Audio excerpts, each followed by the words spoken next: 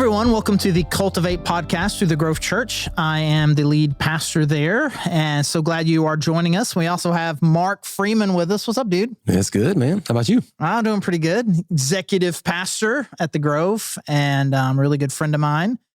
And glad you're with us. It's going to be good. Glad to be a good time. We're talking denominations today. If you've been with us for the last several series, we've been kind of working our way through different world religions. We did a cult. We talked about Mormonism. We talked about Hinduism. We talked about Islam. And now we're just going to spend some time talking about different Christian denominations. And I find, and even right before we started talking about this, the people who are helping us with this podcast were just started pelting us with questions. Do you find that people they don't know anything about denominations? They wish that they did, but they're scared to ask? Yeah, it definitely feels like one of those topics that if you peel back a little bit of a layer, people have questions. They're just not asking them very often. Yeah, maybe you think people are embarrassed to ask, or they should already know, or they feel like it's insulting? Be like, what's a Presbyterian? Yeah, because really, whatever your experience, whatever you've had, whatever's in your past, you feel like you know that much. And then anything that's outside of that, it's like, how do you even begin to have that conversation? And depending on what denomination you grew up in, right? The other ones are it's a little dangerous to even be thinking about it, because we're good where we are. Right? We don't even. Maybe we should pretend they don't even exist. Mm-hmm. So let's give it a definition here, and we'll give two definitions to this, and we'll save the technical definition. For me, I'll give the technical definition. You give the everyman definition. It's like, Mark, what even is a denomination? What would you say? A way that one church is different than another. So a group of churches who have a similar ideal about the way they approach things. Yeah, so they're a group of churches that are similar in... maybe theology, okay, practice, the way they structured leadership, those sorts of things. Yeah. So I've gotten this question a lot. In fact, there was a time, I've been involved for the most part since I graduated from college. Well, even in college, most of the churches that I've been involved with, either on staff or just attending, have been fellowship Bible churches of one type or another. If they don't have it in the name, kind of planted by that church. And my father-in-law asked me, what denomination is Fellowship Bible Church? I said, well, it's not. And yes, it is. And really, by your definition, he's right. It's a group of churches that unite around a certain way of believing and a certain way of structuring churches, right? I mean, this kind of the way that we believe, worship, teach, those sorts of things. But technically, a denomination not just simply implies, but demands kind of a corporate overstructure. So to the Presbyterian church, we got this Presbyterian church, this Presbyterian church, and all these different towns, and they have some overarching corporate structure. There may be a regional leader that oversees a group of churches that is then overseen by a state leader that oversees all the regional leaders, then a national board that oversees all of the state leaders and all the regional leaders. And so each church is kind of submitting to some sort of corporate governance. I mean, corporate, and people don't like the word corporate when you're talking about churches. It's a presbytery. It's a group of elders. Oh, sure. But by corporate, I just really mean an organized structure. And so denominations in that sense, Baptists, Methodists, Presbyterians, they have that corporate structure. When most of, if not all of your kind of Bible churches, they may have a kinship, a friendship, but they're not governed by a structure. And in that sense, they're not a denomination in the strictest sense, even though in a everyman regular sense, it feels like one, even if it's technically not one. So do you get people ask, hey man, Mark, oh, you're a pastor. Where do you pastor? I pastor at the Grove. And then they'll ask you, what denomination is that? And then you say, not. But I normally will kind of go back and explain your background and my background and the background of a lot of leadership and and then start to talk about those things. How do we set up leadership? How do we, so that they can somehow, it's kind of like this and it's kind of like that, even though it's not, it's not, but it is, but it's not. Yeah. Think about all the different prefixes that I've seen in front of the word denomination to describe a church. It's a non-denominational church, which with non just means it doesn't have a denomination, which again, in the strictest sense is true. There is no organizational structure. And then this is probably more true of campus ministries, though I've seen churches do it too. Interdenominational, which is, that just sounds sweeter. Like we're bringing all the denominations together, which again, to nerd this out a little bit, technically cannot be true. You are not governed both by the Methodist bishop and the presbyter that oversees the Presbyterian Church and the Southern Baptist Convention all at the same time. That sounds like a good start to a joke. But if that is your church, I want to go. I want to go and be at a business meeting. Those guys walk into a bar and whatever the next. I don't think some of them aren't walking into a bar. They walk into a bar, some of them stay outside and they can't have the meeting. Anyways, there's actually a church close to my house that says it's undenominational. Interesting. I don't know. It's undenominated. I think it's the opposite of denominational.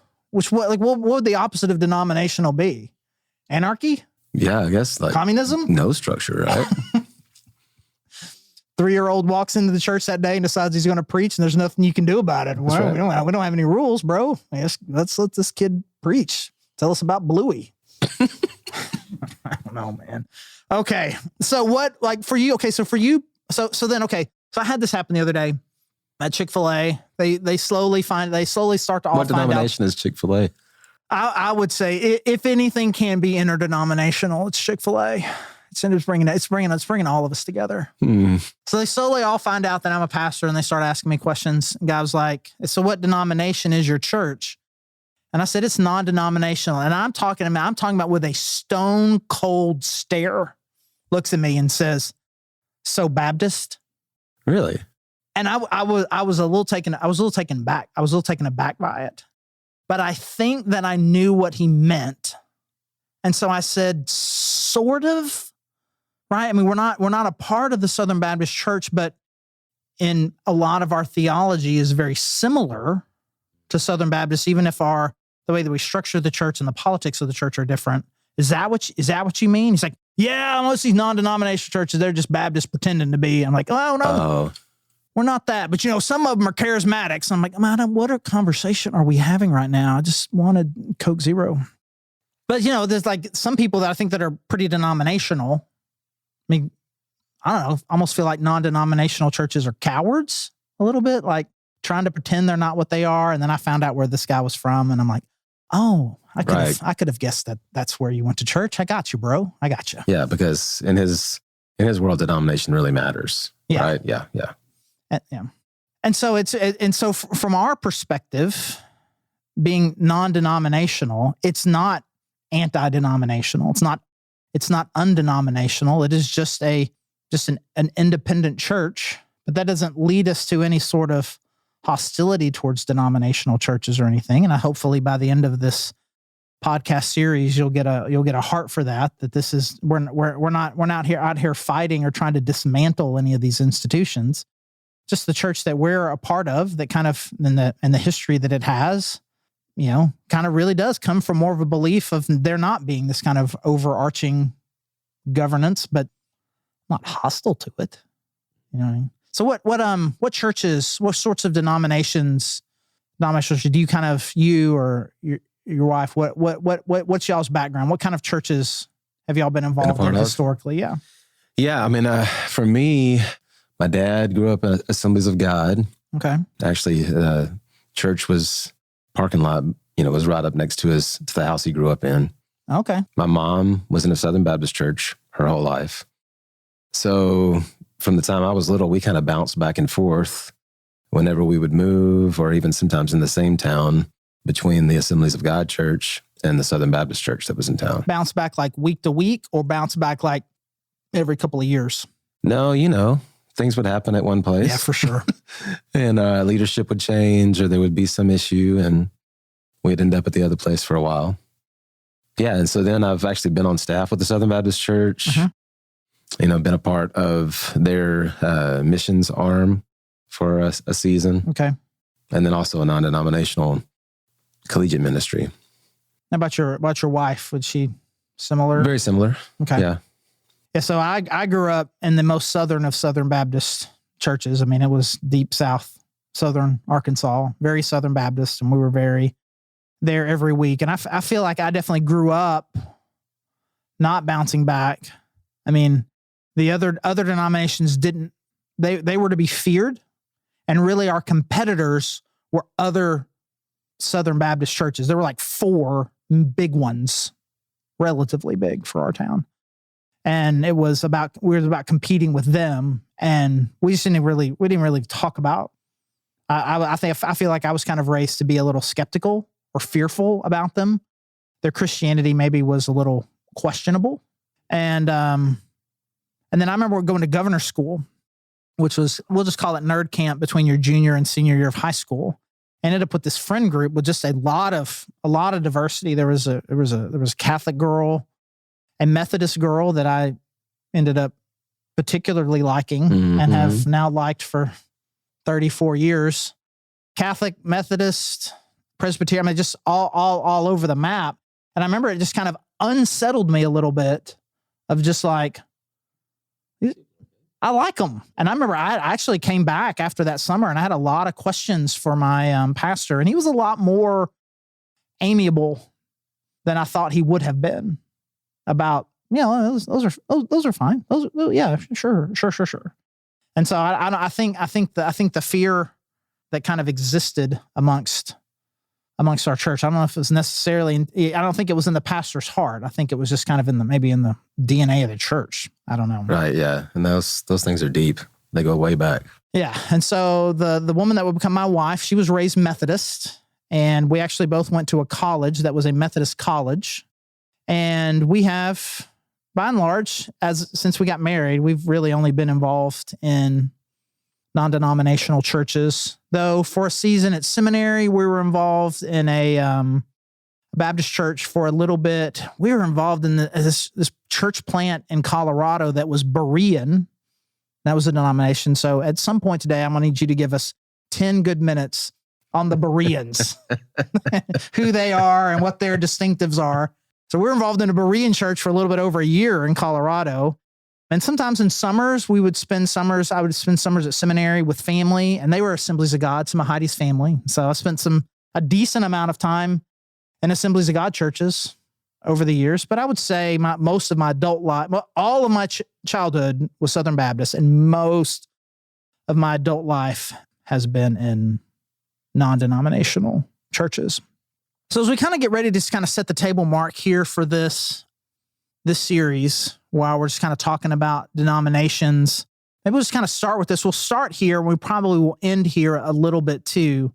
Why does it matter? Why do we even need to be having this conversation? Why is it important, you think, for us as members of the Grove, or people who are friends of the Grove, people who are listening to this podcast, to have a knowledge and understanding about the different sorts of Christian denominations? I think that there's some benefit to just knowing enough to know that, one group theologically might believe something and it's a big deal to them. And to another group, it's not as big of a deal, or, the way that they do things really matters and with that group. And so, just knowing some of those things, there's a reason why this group gathers. Right. And is separate from this group over here. And, being wise enough to know that what those reasons are can be helpful. Right. And I think sometimes the line gets blurred between what is a Christian denomination, what is a cult, right, that has Christian ties to it. Are there any denominations out there that, even though they still maintain the name of a fairly mainstream Christian denomination, that really it's like, well, I mean, if you delve into it, it's not really very Christian. And by that, I don't mean that they're Satanists or that they're Muslims, but they're really, I would just say, kind of more generic spiritualists and not really about Jesus. And so I feel like, just for our own knowledge, just in our own, because, if you live in Northwest Arkansas right now and you go to the Grove, doesn't mean you're going to go to the Grove forever, or you're going to live in Northwest Arkansas forever, and you find yourself in a place and you're meeting some people and you want to go to their church. I think it's important to have some knowledge. And then you meet somebody next door. Oh, where do you go to church? And then they tell you, well, I'm a Jehovah's Witness, or I'm a Mormon, I'm a Catholic, I'm an Episcopalian, I'm a Methodist, I'm a Baptist.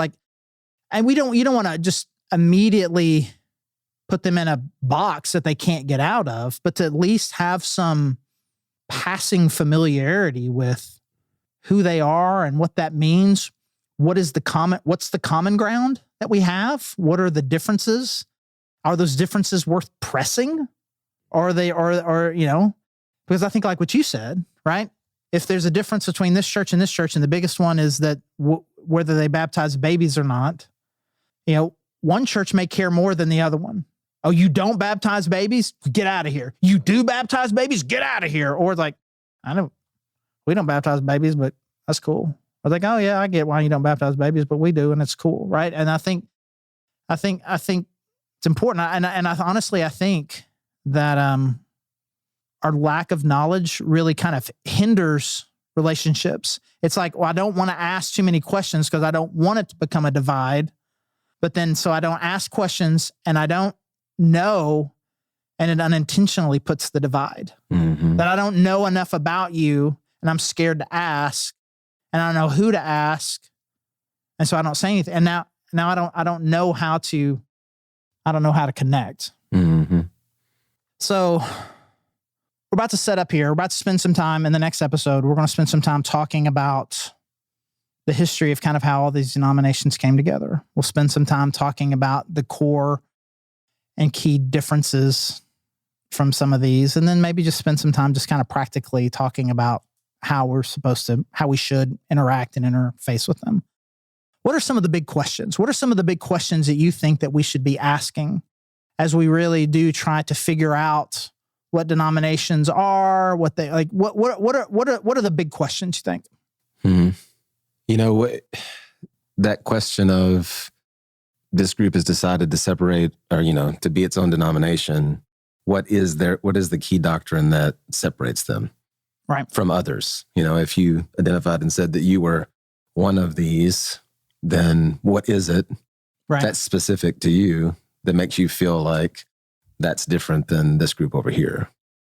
Because everyone seems to have an identifying mark. Like this is what's really important to us. Yeah. So what makes you different than me? Mm-hmm. What makes you different than these other groups? And is it theological?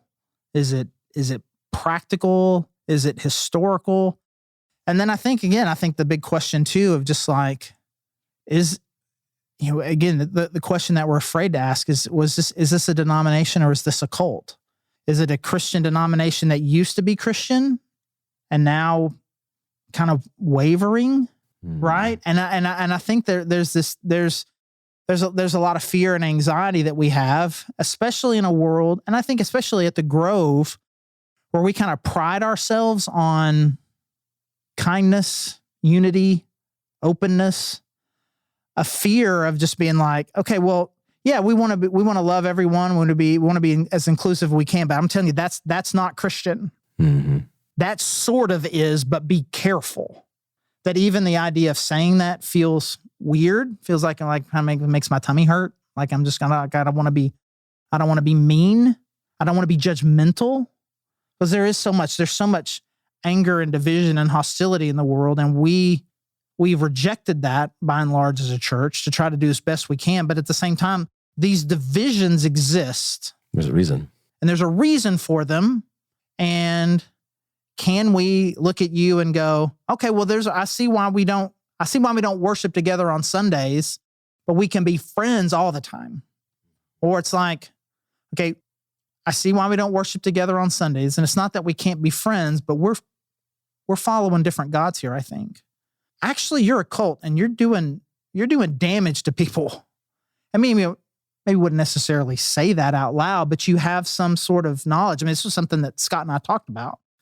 Is Mormonism is it a Christian denomination or is it a cult?